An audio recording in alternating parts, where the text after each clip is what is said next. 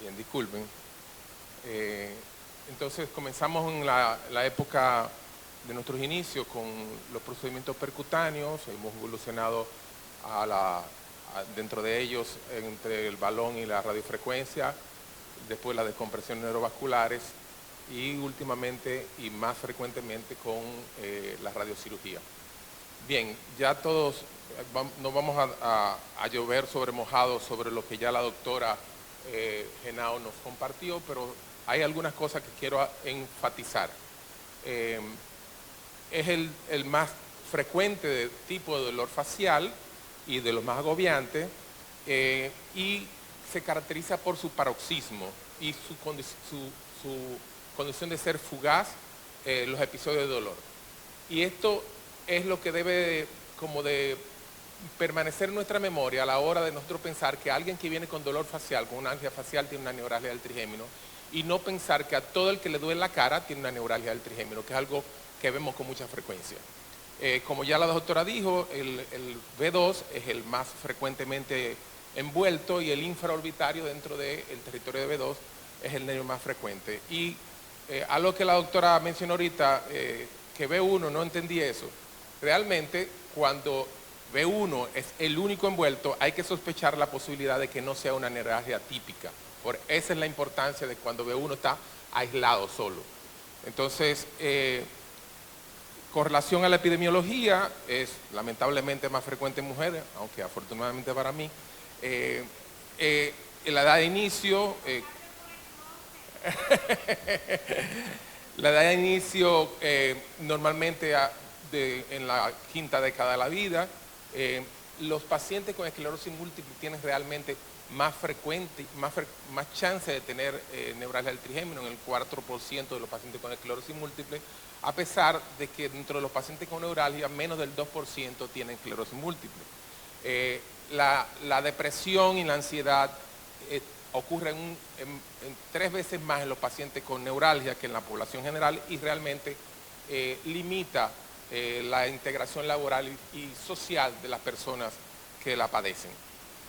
Es importantísimo para mí este cuadro porque nos hace énfasis en identificar lo que es la neuralgia típica, en que sean paroxismos unilaterales severos y breves, con distribución en una o más ramas del trigémino, que sea el característico dolor en choque eléctrico, como una descarga eléctrica, aunque hay algunas personas que la describen con otras palabras, como que me puya, pero si el dolor es constante en peso y no hay cambios, el paciente que nunca tiene dolor, nunca deja de tener dolor, difícilmente sea este tipo de condición. Es normalmente un dolor que es máximo al inicio y después dura segundos y después se va, y desencadenado por estímulos que no deberían de generar dolor, como el contacto con el aire, el cepillado de los dientes, masticar, hablar. Y debe haber periodos de remisión del dolor entre una crisis y otra. Se clasifica en idiopática cuando no hay una compresión vascular evidente, y en la clásica cuando hay una compresión vascular evidente. ¿Sí? Una neuralgia puede ser típica y al mismo tiempo clásica, o típica e idiopática. El otro tipo más frecuente en secuencia es la atípica o tipo 2, en donde el dolor es continuo o casi continuo y muchas veces ardoroso, aunque puedan haber ataques intermitentes de dolor como la tipo 1. Igualmente puede ser clásica si hay una compresión vascular, o idiopática si no la hay. Y hay que poder identificar la neuralgia del trigémino que sea secundaria, porque muchas veces es causada por condiciones que deben de ser tratadas directamente, independientemente del tratamiento del dolor. Y podría un paciente ser clasificado como una neuralgia como las otras dos anteriores, y solo recibir medicación para el dolor y no poder acceder al tratamiento de su condición primaria, que podría ser inflamatoria o desmielinizante, como la esclerosis múltiple o la sarcoidosis, un tumor, otras lesiones vasculares, o trastornos de tejido conectivo, o enfermedades congénitas o condiciones sistémicas. Bien, Es importante no confundir entonces la neuralgia del trigémino con otras neuralgias craneales, como la de geniculado que la doctora mencionó, la del intermedio, el glossofaringia, que es con mucha frecuencia, parece mentira, pero con mucha frecuencia uno ve pacientes con neuralgia del glossofaringio que llegan creyendo y tratados como que tienen neuralgia del trigémino.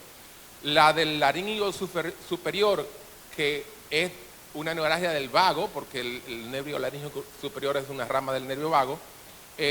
Las neuralgias paratrigeminales, o el síndrome de Raeder, por lesiones adyacentes al ganglio de Gasser en la fosa media o en la pared del seno cavernoso, y la neuralgia del occipital mayor, que también con mucha frecuencia el síndrome de Arnold, los pacientes llegan referidos a nosotros para que le hagamos un procedimiento para trigémino y lo que tienen es una neuralgia del occipital, que afortunadamente es más fácil de diagnosticar porque con palpar la línea nucal superior cercana a la línea media, el dolor que se produce es ya prácticamente definitorio de que es una neuralgia del occipital y se mejora con un bloqueo en el consultorio. No hay que hacer muchas veces ningún tipo de estudio más, pero unas evaluaciones, como el doctor Pradilla dijo, de la radiografía del cuello o una resonancia nos puede ayudar a ver si hay alguna otra cosa que la justifique. Las lesiones directas del trigémino deben de diferenciarse de la neuralgia típica y atípica, como son las causadas por el herpes zóster en su fase aguda o la neuropatía postherpética o la neuralgia postherpética, perdón. Las neuropatías postraumáticas, dolorosa del trigémino, y la peor de todas las condiciones o algias faciales para mí es la del dolor de deaferentiación trigeminal. Yo le tengo terror a eso, no solamente que me pueda dar a mí, sino yo tener que atender a un paciente con un dolor por deaferentación. Y lamentablemente es una condición que la mayoría de las veces la producimos los médicos tratantes. Bien, los dolores relacionados a la boca, los dolores por los síndromes álgicos autonómicos, que ustedes saben más que yo de eso, y las formas raras de dolor facial, que también hay que tener pendiente, en donde muchas veces hay condiciones psiquiátricas subyacentes. Bien, dentro de la fisiopatología, la mayoría de las veces de las neuralgias trigeminales clásicas por compresión arterial de la arteria cerebrosa superior, y esa compresión puede ser por un simple contacto, por un desplazamiento o por una indentación.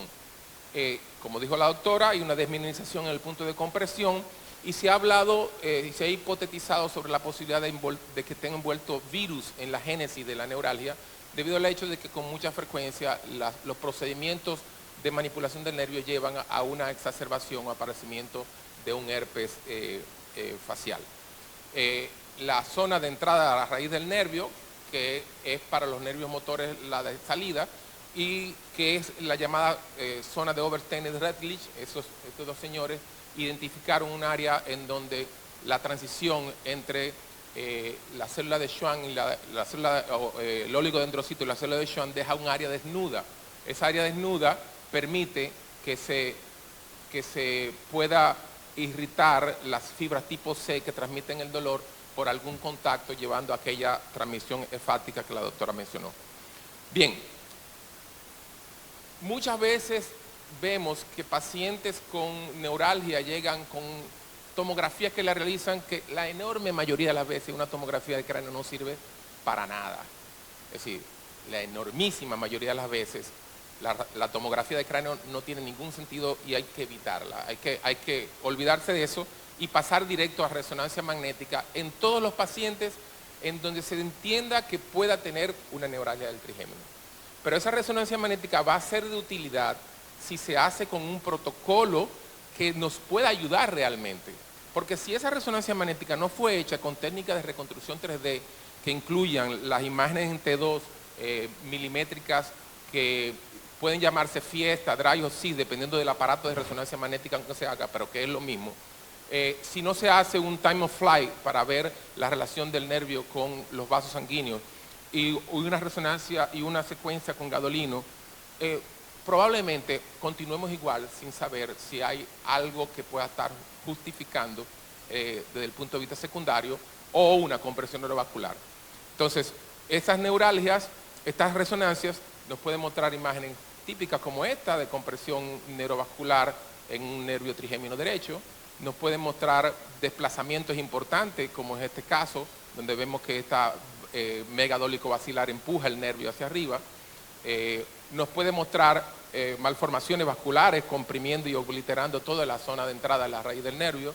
O nos puede mostrar también áreas de desmielinización en la zona adyacente a la raíz. Es decir, que hay mucha información que puede venir y difícilmente, como vemos acá, una resonancia magnética sea totalmente normal en una neuralgia del trigémino, porque la sensibilidad del 98%, su especificidad del 100%, eso prácticamente es infalible, ¿cierto?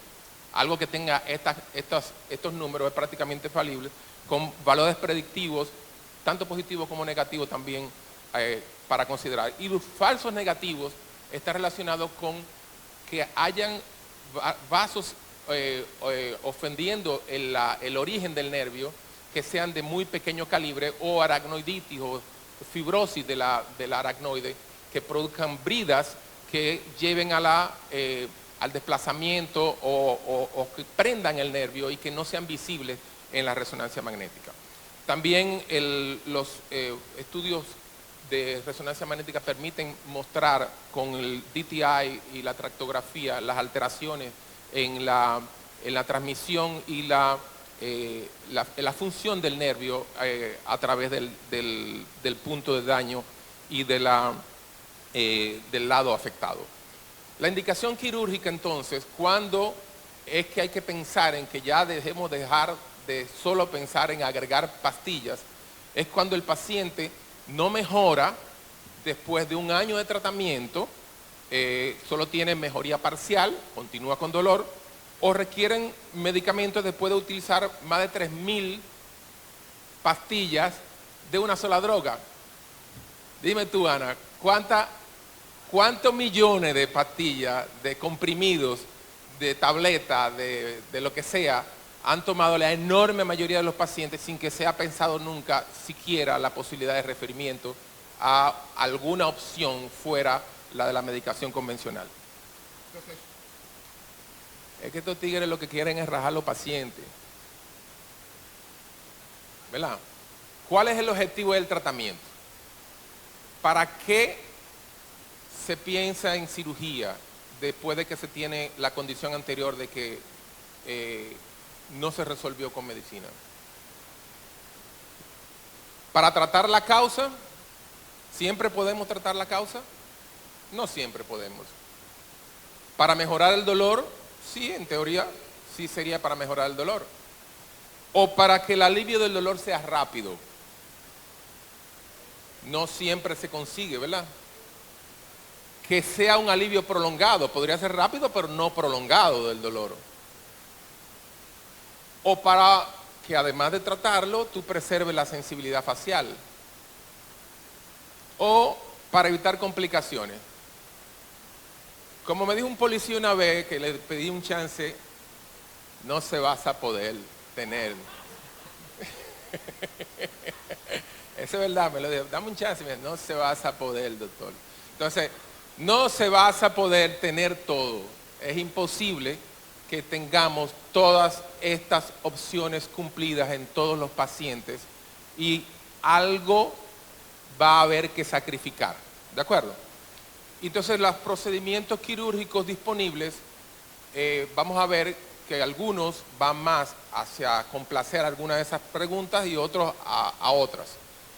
Se dividen en dos grandes grupos: los que van a lesionar el nervio, los ablativos, para evitar que se transmita el dolor, o los no ablativos. Dentro de los ablativos están los percutáneos, como la microcompresión con balón y la radiofrecuencia percutánea. El glicerol ya no se usa vamos a verlo más adelante, y por tanto ya yo no lo pongo como una opción para que sepan que eso ya no lo usamos. Y la radiocirugía, que es un procedimiento ablativo también. Y entre los no ablativos están la microdescompresión neurovascular, la neuroestimulación, que incluye la estimulación cerebral profunda del hipotálamo posterior a la sustancia gris periaqueductal y la estimulación cortical.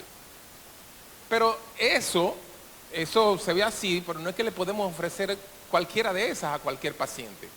Hay que ajustar el paciente a esto o esto a cada paciente. Porque todos estos de aquí arriba son paliativos. Ninguno de esos procedimientos va a curar a un paciente con neuralgia del trigémino. Ninguno de ellos tiene la posibilidad real de generar cura, a pesar de que podemos obtener con algunos de ellos periodos libres de dolor y de medicación bastante prolongados. Y que la única que, aunque no sea curativa por definición, es la única que tiene, como yo le digo a los pacientes, vocación de ser curativa. ¿Por qué?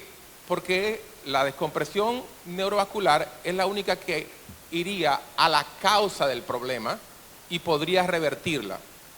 Pero no le puedo venir a ustedes a decir que siempre es curativa, porque yo ayer le hice un gamma knife a un paciente que hace 13 años le hice una descompresión neurovascular. Y es así. Y es así. Sí, bastante. Se tropezó, se dio un cacazo, dice que sintió que se le movió algo y a la semana comenzó el dolor. Bien, los procedimientos percutanos todos usan la técnica de Hartel y esta técnica consiste en introducir a través del foramen oval, que es el agujero de salida de la tercera rama, algún instrumento que permita hacer una modificación en el ganglio de Gasser. Entonces, puede ser el balón, que me encanta, que genera una lesión selectiva de las fibras mayores, no requiere que el paciente esté despierto, es decir, porque la radiofrecuencia se hace con el paciente despierto para poder mapear la rama y ser selectiva, y que da control del dolor en 91% a 6 meses y 66% a 3 años. Ahorita lo voy a mostrar más adelante a lo que contradice esto en alguna manera. La radiofrecuencia, que permite el mapeo somatotópico del nervio, una selección de ramo, que con un control del dolor del 97% inicial y 58% a los 5 años. Una morbilidad que aumenta con el retratamiento. Realmente todos los procedimientos ablativos van a generar aumento de morbilidad con el retratamiento. Y eso es algo que, si quiero que recuerden algo, es eso que quiero que recuerden. Que mientras más lesiones ablativas se generan, más chance de morbilidad no asociada con la neuralgia, sino con el tratamiento vamos a tener. Y como dije, el glicerol, que da buenos resultados, pero que no se usa más porque el índice de complicación es del 25%. Y eso en cualquier tratamiento es muy grande hoy en día. Bien, ¿cómo es esa técnica de punción de Hartel? Tenemos que poner el paciente bajo anestesia general, que puede ser con una máscara laringia o con intubación. A algunos anestesiólogos no les gusta la máscara laringia, a mí me encanta, pero a algunos no les gusta, se sienten más cómodos con su tubo, entonces van con tubo, con un brazo en sí alrededor. Entonces, se utiliza un punto de entrada, 2 centímetros lateral a la comisura labial, y se utilizan 2 planos imaginarios que pasan, uno por la línea medio pupilar y otro 3 centímetros frente al trago a nivel del zigoma. Si lo vemos proyectado con la imaginación, estos 2 planos, que pasa uno por la línea medio pupilar y otro a nivel del zigoma, 3 centímetros enfrente, en el punto donde se unen, ahí es la entrada del foramen oval.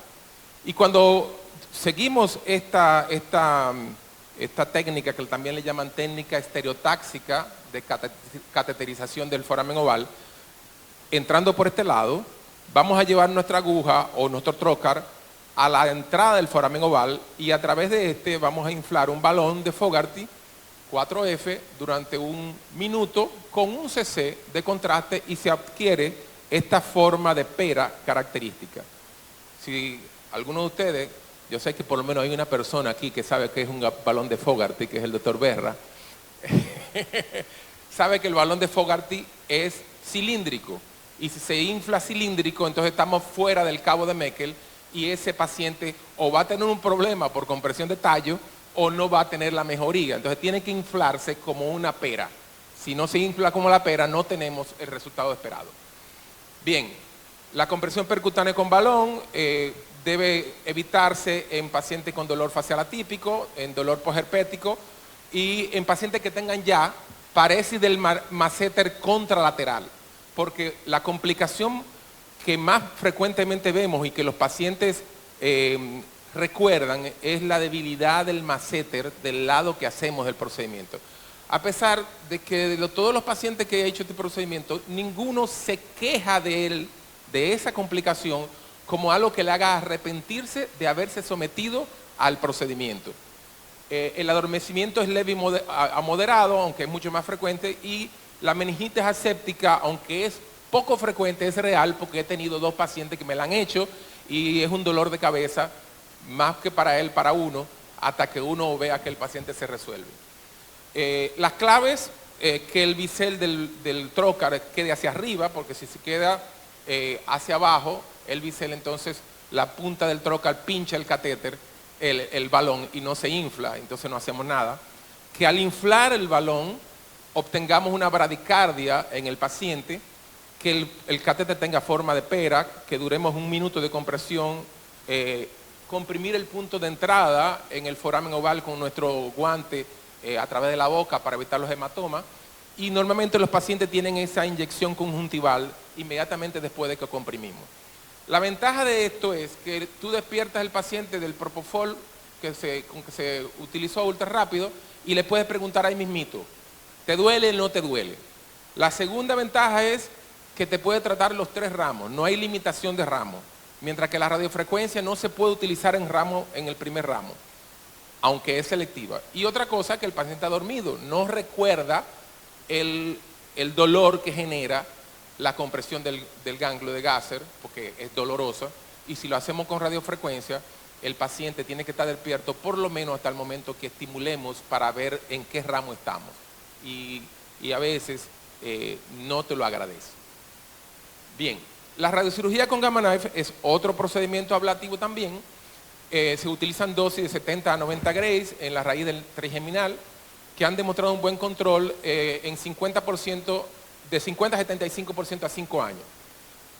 Dosis de radiación mayor no aumentan la tasa de mejoría, pero sí aumentan la tasa de complicaciones, porque después de todo, aunque, como dice Erwin Specter, son rayos invisibles apuntados hacia un blanco invisible, realmente su efecto no es invisible, es lesión lo que estamos generando.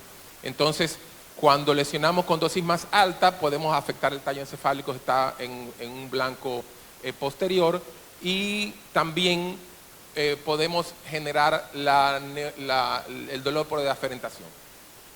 Los casos refractarios pueden ser tratados de nuevo, pero siempre hay que esperar unos años entre un episodio de radiocirugía y otro.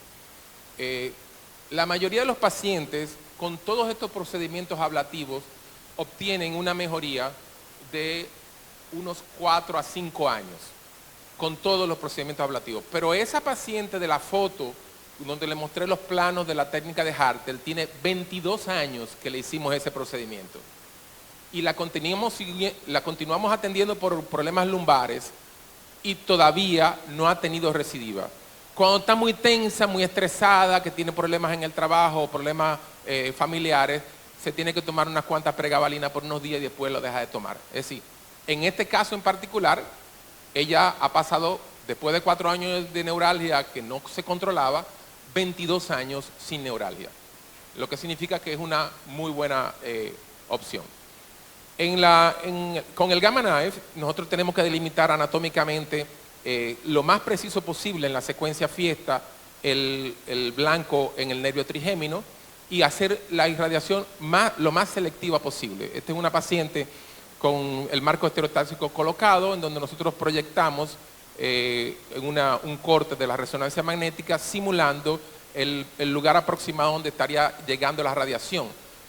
Preferimos el blanco retrogasseriano porque es el que nos aleja de la zona de entrada. En principio, cuando se comenzó a hacer radiocirugía para la neuralgia del trigémino, se utilizaba el ganglio de Gasser. pero eso se dejó de utilizar tempranamente cuando Lindquist, que fue un activo todavía discípulo del Excel, propuso el blanco del res. Pero ¿qué se ve? Que cuando se aplica la radiación en este punto proximal, el chance de que tengamos la única causa de complicación de la radiocirugía, que es la alteración sensorial en la hemicara, aumenta. Y ese aumento nos lleva alrededor del 6% de los pacientes. Pero si no es simplemente un problema de hipoestesia, si puede haber también, cuando damos radiación muy alta en el res, la complicación más temida que le acabo de mencionar, que es la anestesia dolorosa.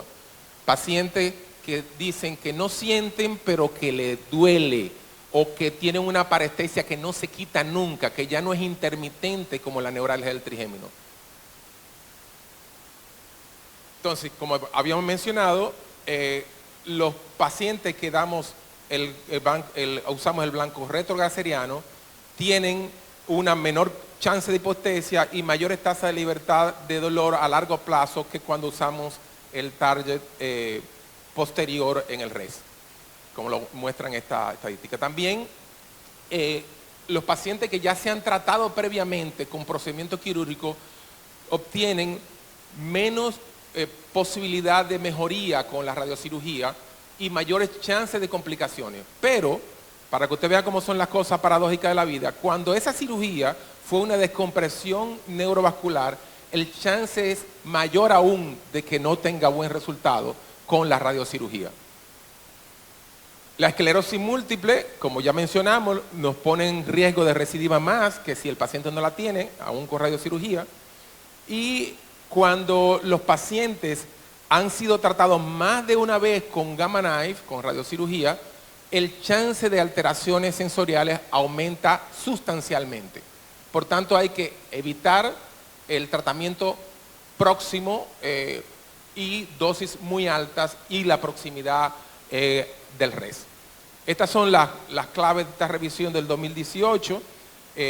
Solamente no lo voy a leer todo eso, no se asusten. La dosis de 70 a 90, el blanco que se utiliza, el rayo que se utiliza es colimado de 4 milímetros, uno solo, no dos, y que el Gamma Knife, a diferencia del LINAC y el CyberKnife, tiene más altas tasas de mejoría con menor chance de complicaciones. Bien, la descompresión neurovascular, como dijimos anteriormente, a veces puede ser por la presencia de un vaso, como este que ustedes ven acá, esto es una cirugía que hicimos, que identa, no solamente desplaza, sino que modifica el nervio, que podría ser de manera distal, pero fíjense que como aquí hay otra arterita menor, que si nos descuidamos y no observamos la zona de entrada, que está la parte proximal, la podríamos haber dejado comprimiendo la porción proximal del nervio. Y por esto es importante la buena posición del paciente y exposición quirúrgica para poder generar la descompresión dual. Nosotros utilizamos normalmente fragmentos de teflón que modificamos a cada paciente. No lo metemos de manera estándar, sino que lo modificamos. Aquí lo pusimos en herradura para poder aislar el vaso distal y lo enganchamos en esta orejita que le ponemos acá para poner también el proximal. Entonces, los resultados de la neuralgia típica son los mejores con esta técnica y se obtienen porcentajes de más del 80% de libertad de crisis y de la posibilidad de que el paciente no vuelva a tener nunca más el dolor. Pero, como le dijimos anteriormente, no se va a poder tener todo. ¿Por qué? Es la única que tiene alguna posibilidad de generar el fallecimiento del paciente, aunque muy bajo, porque ocurre en 0.1%, pero aumenta el chance de infección, la posibilidad de afectar otros nervios como el facial la hipoestesia, que es baja pero existe, y la posibilidad de fístulas de cefalorraquídeo, que nos aumenta el chance de infección también y que podría generar que aumenten las tasas de muerte en estos pacientes por una meningitis. Casualmente, es tan real que el paciente al que yo le hice el Gamma Knife ayer, le había hecho, como le dije anteriormente, la descompresión neurovascular, muy buen resultado, pero tuvo una meningitis postquirúrgica. Es decir, que en nuestra cotidianidad tenemos todo lo que las estadísticas dicen, es real, eso ocurre.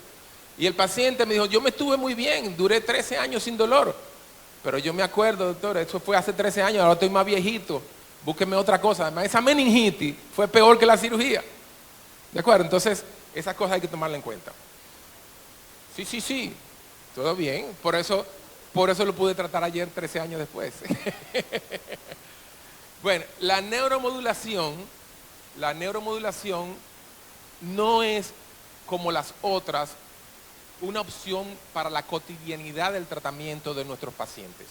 La neuromodulación es para casos extraños, casos raros, afortunadamente, casos que no consiguieron ser controlados con ninguna de las opciones anteriores.